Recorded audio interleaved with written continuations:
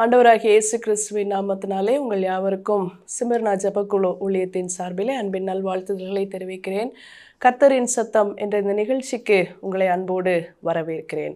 இந்த நாளிலும் நாம் ஆண்டவராகிய இயேசு கிறிஸ்து செய்த ஒரு அற்புதத்தை குறித்து தியானிக்க போகிறோம். இது மத்தேயு 9வது அதிகாரம் மற்றும் மார்க்கு 2வது அதிகாரத்திலே தரப்பட்டிருக்கிறது. மார்க்கு 2வது அதிகாரத்தை அடிப்படையாக கொண்டு இதை நாம் பார்ப்போம். மார்க்கு 2 முதலாவது வசனம் இப்படியாக ஆரம்பிக்கிறது. அவர் கப்பர்நகூமுக்கு போகிறார். ஜனங்கள் அவர் வீட்டில் இருக்கிறார் என்பதை அவர்கள் கேள்விப்படுகிறார்கள். அநேக நேரத்திலே அவருடைய ஊழிய நாட்களிலே அவர்கள் பிணியாளிகளை சுகமாக்க வேண்டும் என்று சொல்லி அவர் பின்னாலேயே கூட்டமாக போய் கொண்டிருந்ததை நாம் பார்க்கிறோம். நிறைய வியாதியஸ்தர்களை அவர் சுகப்படுத்தினார். அவர் மரணப்படுக்கையில் இருந்தவர்களை தூக்கி எடுத்தார். அநேக அற்புதங்களை அவர் நிகழ்த்தினார். ஆனால் பிரசங்கிக்கதை அவர் விரும்பினார். நாம் வாசித்திருக்கிறோம், நான் எதற்காக வந்தேன், என் மீது இருக்கிற அபிஷேகம் என்ன என்பதை நாம் கேட்டிருக்கிறோம். ஆண்டவர் அந்த நாசரேத் மேனிஃபெஸ்டோ என்று சொல்லுவோம். இந்த லூக்கா சுவிசேஷத்திலே அவர் அந்த ஏசாயா சுருளை வாசித்து தேவாலயத்திலே சொல்வார். எதற்காக வந்தேன், என்மேல் இருக்கிற அபிஷேகம் என்ன என்பதை சொல்வார். பிரசங்கிப்பது அவருடைய மேலான பணியாக அவர் இருந்தார். அதை அவர் விரும்பினார். இந்த நாளிலே கூட்டம் இருந்த போதிலும் அவர் பிரசங்கிக்க ஆரம்பிக்கிறார். ஒரு வீட்டிற்குள்ளே வைத்து அநேக பேர் எப்பொழுதும் அவரை பின்தொடர்ந்து வருவார்கள். அந்த வீடு கிட்டத்தட்ட நிரம்பி இருந்தது. புதிதாக யாரும் வீட்டிற்குள்ளே நுழைய முடியாதபடி இருந்தது. இப்பொழுது என்ன நடக்கிறது? வாசலுக்கு முன்னும் நிற்க இடம் போதாதபடிக்கு அநேகர் கூடி வந்தார்கள்.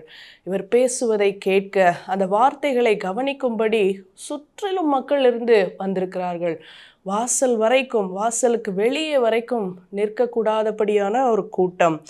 இப்பொழுது ஆண்டவர் அதை வசனத்தை எடுத்து அந்த ஜனங்களோடு பேசி கொண்டிருக்கிறார், அவர்களுக்கு போதிக்கிறார். 3வது வசனம் சொல்லுகிறது, அப்பொழுது 4 பேர் ஒரு திமிர்வாதக்காரனை சுமந்து கொண்டு அவரிடத்தில் வந்தார்கள். இதை நாம் பிக்சரைஸ் பண்ணி கற்பனை செய்து பார்க்க முடியும். வாசலிலே நின்று, இந்த ஆளை நாங்கள் உள்ளே கொண்டு போக வேண்டும், எங்களுக்கு வழி விடுங்கள் என்று அவர்கள் கேட்டிருக்கலாம். அவர்கள் என்ன சொல்லியிருப்பார்கள்? முடியாது, நாங்கள் போதகர் சொல்வதை கவனித்து கொண்டிருக்கிறோம், இடைஞ்சல் பண்ணாத, போ, இங்கே வழி இல்லை, இப்படியெல்லாம் அவர்கள் சொல்லி இருக்கக்கூடும். இந்த திமிர்வாதக்காரன் என்பதை ஆங்கிலத்திலே பேரலைஸ்ட் மேன் என்று சொல்கிறோம். அவனுடைய உடலின் பாதிப்பினாலே நடக்க முடியாதபடி படுத்த படுக்கையாய் இருக்கக்கூடிய ஒரு நபர். அவனுடைய தினசரி இயக்கத்திற்கு யாருடைய உதவியாவது கட்டாயம் அவனுக்கு தேவை. தனியாக தானாக எதையுமே செய்ய முடியாத ஒரு நிலையிலே அந்த திமிர்வாதக்காரன் இருப்பதை நாம் பார்க்கிறோம். இங்கே யார் வந்தது? 4 பேர் அவனை சுமந்து கொண்டு வருகிறார்கள். ஒரு கட்டிலை தூக்கி வருவதைப் போல, போர்வையில் கிடத்தி சுமந்து வருவதைப் போல 4 புறங்களிலும் நின்று அவனை சுமந்து கொண்டு வருகிறார்கள். ஜனக்கூட்டம் அதிகமாக இருந்தது. 4வது வசனம், அவருக்கு சமீபமாய் சேர முடியவில்லை, என்ன செய்வதென்று தெரியவில்லை. somehow we have to reach Jesus. எப்படியாவது போய் இயேசுவை அடைய வேண்டும். என்ன செய்யலாம்? அதை யோசித்து அந்த வீட்டின் மேற்கூரையை பிரித்து அவரிடத்தில் அப்படியே இறக்க அவர்கள் விரும்பினார்கள். மேலே போய் ஏறி இறக்கிடுவோம் அவனை, இப்படியாக போகிறார்கள். பிரித்து திறப்பாக்கி திமிர்வாதக்காரனை அவன் கிடக்கிற படுக்கையை அப்படியே இறக்கினார்கள். ஒரே ஆச்சரியம். அவங்க இறங்கினாங்கன்னு போடலை, அவனை இறக்கினார்கள். கயிறு கட்டி ஒருவேளை உள்ளே இறக்கி இருக்கலாம். பார்க்கிறவர்களுக்கு அது வித்தியாசமான ஒரு காட்சியாக இருக்கலாம். என்ன அவசரம், ஏன் இப்படி பண்ணுறீங்க, இந்த ஆளை ஏன் தூக்கிட்டு வர? ஆனால் ஆண்டவர் கவனிக்கிறார். படுத்திருந்தவனுடைய நிலையையும் கவனிக்கிறார், அவனை இறக்கியவர்களுடைய தீவிரத்தையும் கவனிக்கிறார். ஏன் அவசரம், எதற்காக இப்படி செய்தார்கள்? இங்கு இயேசு கிறிஸ்துவனுடைய பதில், ஐயோ பாவம் இவன் இப்படி இருக்கானே என்பதாக இல்லை. முதலாவது அவர் சொல்கிற காரியம் என்ன? அவனை சுமந்து வந்தவர்களுடைய விசுவாசத்தை ஆண்டவர் இங்கு அப்ரிஷியேட் பண்ணுவதை பார்க்கிறோம்.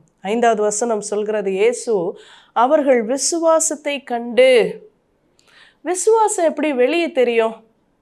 அந்த 4 பேரிடத்துல இருந்த விசுவாசம் எப்படி வெளியே தெரிந்தது? அவர்களுடைய செயலினாலே, by some external action. இந்த வெளி அடையாளமாக செய்கிற செயல்கள்தான் நம்முடைய விசுவாசத்தை காட்டுவதாக அமைகிறது. இந்த 4 நபர்கள், அவர்கள் மனதில் இருந்த ஒரு விசுவாசம் இயேசு கிறிஸ்துவின் இடத்திலே கொண்டு போனால் அவர் இவனுடைய நிலையை மாற்றுவார், அவரால் மாத்திரமே முடியும் என்பதை முழு நிச்சயமாய் நம்பினார்கள். அதனாலே தான் இவ்வளவு பெரிய ரிஸ்க் எடுக்க, மேலே ஏற்றி ஒரு மனிதனை சுமப்பது அவ்வளவு எளிதல்ல, மேலே ஏற்றி மேலே இருந்து கீழே இறக்கி ஆண்டவரிடத்திலே அவனை சேர்த்தார்கள். அப்போ இயேசு கிறிஸ்து அவங்க 4 பேரையும் அப்ரிஷியேட் பண்ணது சரிதானே. உங்கள் விசுவாசத்தை கண்டு அவர்களை பார்க்கிறார், அவர்களுடைய விசுவாசத்தை பார்க்கிறார், இவனுக்கு பதில் செய்கிறார். திமிர்வாதக்காரனை நோக்கி, மகனே, உன் பாவங்கள் உனக்கு மன்னிக்கப்பட்டது என்றார். இப்போ அந்த 4 பேருக்கும் ஒரு அதிர்ச்சியாயிருக்கும். என்னடா அது, நம்ம இவ்வளோ பாடுபட்டு ஏறி இறக்கி சுமந்து திட்டு வாங்கி உள்ளே இறக்குனது பாவத்தை மன்னிக்கத்தானா? இவர்கிட்ட நம்ம அற்புதத்தில் எதிர்பார்த்து வந்தோம், ஆனால் இவர் என்ன செய்கிறாரு? பாவங்கள் உனக்கு மன்னிக்கப்பட்டது. அவர்களுக்கு இந்த வார்த்தையின் வலிமை ஒருவேளை தெரியாமல் இருக்கலாம். ஆனால் உண்மை என்ன? நம்முடைய பெரிய கட்டுகளுக்கு காரணம் பாவமாக இருக்கிறது என்பதை ஆண்டவர் இந்த ஜனக்கூட்டத்திற்கு புரிய வைக்க விரும்பினார். ஒருவேளை அவனுடைய இந்த நிலைக்கு பாவம் காரணமா என்பதை குறித்து நான் சொல்லவில்லை. ஆனால் பாவங்கள் மன்னிக்கப்படும் போது எல்லா கட்டுகளும் உடைகிறது என்பதை அவர் வலியுறுத்த விரும்பினார். யாரோ ஒருவருடைய விசுவாசம் இன்னொருவருடைய வாழ்க்கையிலே பலன் செய்கிறது.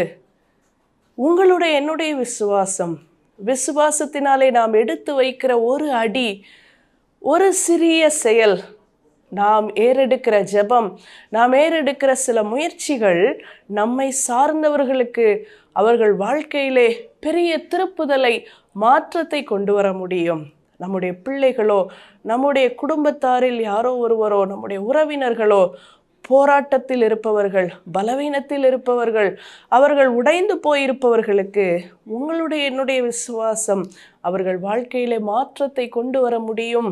அதற்கு இந்த அற்புதம் ஒரு உதாரணம். வழக்கம் போல ஆண்டவருடைய வார்த்தையை பிடித்து கொண்டு குற்றம் கண்டுபிடிக்கிறவர்கள் சுற்றி இருக்கிறார்கள். வேத பாரகர்கள் அவங்க உடனே கேட்க ஆரம்பிச்சாங்க, பாவத்தை மன்னிக்க நீ யாரு? Who are you to forgive sins? அவர்கள் தான் இவரை கடவுள் என்றே ஒத்துக்கொள்ளலையே, கடவுள் தானே பாவத்தை மன்னிக்க முடியும், நீ யாரு? அவர்களை பொறுத்தவரை இயேசு கிறிஸ்து அற்புதங்களை நிகழ்த்தி வசனத்தை போதிக்கிற ஒரு பெரிய நபர், அவ்வளோதான். கடவுள் என்று சொல்வதைத்தான் அவர்கள் எதிர்த்தார்கள். நீ யாரு பாவத்தை மன்னிக்க? Who are you to forgive sins என்று தான் கேட்குறாங்க. இப்போ இயேசு கிறிஸ்து தெளிவாக சொல்கிறார் 7வது வசனத்திலே, இவன் இப்படி தேவதூஷணம் சொல்கிறது என்ன? தேவன் ஒருவரை தவிர பாவங்களை மன்னிக்கத்தக்கவர் யார் என்று இருதயங்களிலே சொல்லிக் கொள்கிறார்கள். ஆண்டவர் பதில் சொன்னார், நான் தான்ப்பா அந்த தேவன். இதைத்தான் அவர் புரிய வைக்க விரும்புகிறார். நீங்கள் உங்களுக்குள்ளே இப்படி சொந்திக்கிறீர்களா என்று சொல்லி ஆண்டவர் உடனே அவர் என்ன வார்த்தையை சொல்கிறார்? அவனுடைய தேவை என்ன? அவனுடைய இமீடியட் நீட் என்ன? அவனுடைய ரியல் நீட் என்ன? அதை அவனுக்கு தருகிறார். அவன் எழும்ப வேண்டும். பிறர் வந்து எனக்கு உதவி செய்து என்னை எழுப்பணும், பிறர் வந்து எனக்கு ஊட்டணும், பிறர் வந்தால் தான் என்னால் எந்திரிக்க முடியுன்ற அவனுடைய நிலையை மாற்ற விரும்புகிறார். இதற்கு காரணம் அவர்களுடைய விசுவாசம். ஆண்டவர் இன்று நம்ம ஒவ்வொருவருடைய விசுவாசத்தை கனப்படுத்துகிறார். நம்முடைய விசுவாசத்தினாலே பாவக்கட்டில் இருக்கிற ஒருவர் விடுதலை அடைய முடியும். நம்முடைய விசுவாசத்தினாலே மரண போராட்டத்தில் இருக்கிற ஒருவர் சுகமடைய முடியும். நம்முடைய விசுவாசத்தினாலே வியாதியின் பிடியில் இருக்கிற ஒருவர் சுகமடைய முடியும். இதை பார்த்து கொண்டிருக்கிற நாம் ஜெபிக்கும் போது கூட அந்த ஒரு நிமிட ஜெபத்திலே ஆண்டவர் அற்புதங்களை ஒவ்வொருவருடைய வாழ்க்கையிலும் நிகழ்த்த வல்லமை உள்ளவராய் இருக்கிறார். இங்கே வாசிக்கிறோம், ஆண்டவர் சொல்கிறார், அவர்களுடைய பேச்சை புரிந்து கொண்டவராக 10வது வசனத்திலே, பூமியிலே பாவங்களை மன்னிக்க மனுஷகுமாரனுக்கு அதிகாரம் உண்டு என்று நீங்கள் அறிய வேண்டும். எல்லாரும் கவனிக்கிறீங்க, சன் ஆஃப் மேன், மனுஷகுமாரனுக்கு அதிகாரம் உண்டு பாவங்களை மன்னிக்க. ஏனென்றால் அவர் 100% மனிதனாக 100% தெய்வமாக இருந்தவர். அவர் சொல்றார், I have rights to forgive sins. எனக்கு அந்த உரிமை உண்டு, எனக்கு அந்த தகுதி உண்டு, எனக்கு மாத்திரமே உண்டு என்பதை அவர் சொல்கிறார். சொல்லிட்டு தான், நீ எழுந்து உன் படுக்கையை எடுத்துக்கொண்டு உன் வீட்டுக்கு போ. எழும்பு. படுத்திருக்கிற நிலை, சரீரத்திலே படுத்திருந்தால் ஆவியிலே செத்திருக்கிற பாவக்கட்டிலிருந்து நீ எழும்பு. அரைஸ். நீ எந்திரி. உன்னுடைய நிலையை விட்டு எழும்பு. உன்னுடைய நிலையிலே அப்படியே முடங்கி இருக்க வேண்டாம், நீ எழும்பு என்று சொல்கிறார். எழுந்து நட. முடங்கி இருந்த திமிர்வாதக்காரன் எழுந்து நடக்க ஆரம்பிக்கிறதை பார்க்கலாம். 12வது வசனம், உடனே அவன் எழுந்து தன் படுக்கையை எடுத்துக்கொண்டு எல்லாருக்கும் முன்பாக போகிறான். வேகமா போறான். அப்பொழுது எல்லாரும் ஆச்சரியப்பட்டு, நாம் ஒரு காலம் இப்படி கண்டதில்லை என்று சொல்லி தேவனை மகிமைப்படுத்தினார்கள். பாவங்களை மன்னிக்க கிறிஸ்து ஒருவருக்கே அதிகாரம் உண்டு. இன்று இதை பார்த்து கொண்டிருக்கிற யாரோ ஒருவர் பாவக்கட்டிலே உழன்று கொண்டிருக்கலாம், அடிமைத்தனத்திலே சிக்கி இருக்கலாம், ஏதோ ஒரு பழக்கம் நம்மை அடிமைப்படுத்தி இருக்கலாம். மொபைல் ஃபோனை பார்க்கறது, அருவருப்பான காரியங்களை பேசுறது, செயல்படுறது, அல்லது தீய நண்பர்கள் வட்டத்துக்குள்ளே கட்டப்பட்ட நிலையிலே இருக்கிறது, அல்லது தேவையில்லாத சில அடிமைத்தனத்துக்குள்ளே சிக்கி இருக்கிறது, நம்முடைய சரீரங்களை அழிக்கிற அடிமைத்தனத்துக்குள்ளே சிக்கி இருக்கிறது, எதுவாக இருந்தாலும் சரி, இன்று ஆண்டவர் அவைகளை மன்னிக்க தயாராக இருக்கிறார், மன்னிக்க வல்லமை உள்ளவராக இருக்கிறார். அவரால் மாத்திரமே மன்னிக்க முடியும். இதற்கு விசுவாசம் உள்ள ஒரு அடி எடுத்து வைக்க நாம் அவசியமாயிருக்கிறது. ஒருவேளை பாவத்திலே அகப்பட்ட, வியாதியிலே அகப்பட்ட நபர் ஜெபிக்காவிட்டாலும், நீங்களும் நானும் சம்பந்தப்பட்ட நபருக்காக எடுத்து வைக்கிற ஒரு அடி, செய்கிற ஒரு முயற்சி அவர்கள் வாழ்க்கையில விடுதலையையும் சுகத்தையும் பெற்றுத்தரும். யாருமே அதே நிலையிலே தொடர ஆண்டவர் விரும்புவதில்லை. படுத்த படுக்கையாக, செத்துப்போன நிலைமையிலே அல்லது அடிமைத்தனத்திலே தொடர ஆண்டவர் விரும்புவதே இல்லை. அதனால்தான் அவர் சொல்றாரு, எழுந்திரு, நீ எழுந்து உன் படுக்கையை எடுத்துக்கொண்டு நட என்று சொல்கிறார். நம்முடைய நிலை தொடர அவர் விரும்பவில்லை. எழும்பு, அரைஸ். நீ இருந்த இடத்திலே வேண்டாம், இருக்கிற நிலையிலே வேண்டாம், எழும்பு. நாம் ஒவ்வொருவரும் எழும்பி செயல்பட ஆண்டவர் விரும்புகிறார். இந்த நாளிலே நாம் ஜெபிக்கும்போது சேர்ந்து பாவத்திலே அகப்பட்டிருக்கிற, நோய்வாய்ப்பட்டிருக்கிற, அடிமைத்தனத்திலே இருக்கிற, கட்டப்பட்ட நிலையில் இருக்கிற நபர்களை நினைத்து நாம் ஜெபிப்போம். ஆண்டவர் பெரியவர், அவர்களுடைய வாழ்க்கையிலே அதிசயங்களை செய்வார். இந்த 4 பேர் அந்தவனை இறக்கி கூரையை பிய்த்து இறங்கி கொண்டு வருவதை பார்க்கிறோம். நம்முடைய சிறிய சிறிய செயல்கள் அவர்கள் வாழ்க்கையிலே அற்புதத்தை கொண்டு வரும். ஜெபிப்போமா? கிருபையுள்ள நல்ல ஆண்டவரே, நாம் மத்தேயு 9, மார்க்கு 2 போன்ற அதிகாரங்களிலே வாசிக்கிறோம். ஆண்டவர் பிரசங்கிக்கும் போது அந்த 4 பேர் திமிர்வாதக்காரனை எப்படியும் இயேசு கிறிஸ்துவினிடம் அழைத்து வர அவர்கள் கொண்டு வந்ததை பார்க்கிறோம். ஆண்டவரே, இந்த நாளிலே அவர்களுடைய விசுவாசத்தை நீர் கனப்படுத்தியதை போல யாரெல்லாம் யாருக்காகவெல்லாம் ஜெபிக்கிறாங்களோ அவர்களுடைய விசுவாசத்தை கனப்படுத்துவீராக. போராட்டத்தோடு இருக்கிறவர்களுக்காக, வியாதியின் பிடியில் சிக்கி இருப்பவர்களுக்காக, அழிவின் விளிம்பிற்கு போய்கொண்டிருப்பவர்களுக்காக, சிந்தையிலே ஆண்டவரை பொல்லாத பிசாசின் கட்டுகளினாலே அவதிப்படுகிறவர்களால, மரண போராட்டத்தில் இருப்பவர்களாலே ஆண்டவரை இவர்கள் எல்லாரும் விடுதலை பெற நாங்கள் ஜெபிக்கிறோம்.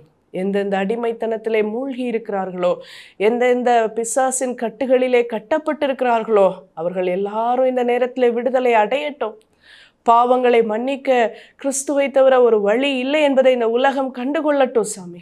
ஜெபிக்கிற ஒவ்வொருவரும், விசுவாசத்தோടെ ஜெபிக்கிற ஒவ்வொருவரும் விடுதலை அடையட்டும். ஆண்டவரே, உன் பாவங்கள் மன்னிக்கப்பட்டது என்றீரே, எழுந்து நட என்று சொன்னீரே. அவர்கள் நிலையை விட்டு, படுத்திருக்கிற நிலையை விட்டு, மரண போராட்டத்தை விட்டு, வியாதியின் படுக்கையை விட்டு எழும்பி நடக்க நீர் செய்யும்படி இந்த நேரத்திலே நான் ஜெபிக்கிறேன். உம்முடைய நாமம் அவர்களுக்கு விடுதலையை தருவதாக. இயேசுவின் நாமத்தில் ஜெபிக்கிறேன் நல்ல பிதாவே, ஆமென்.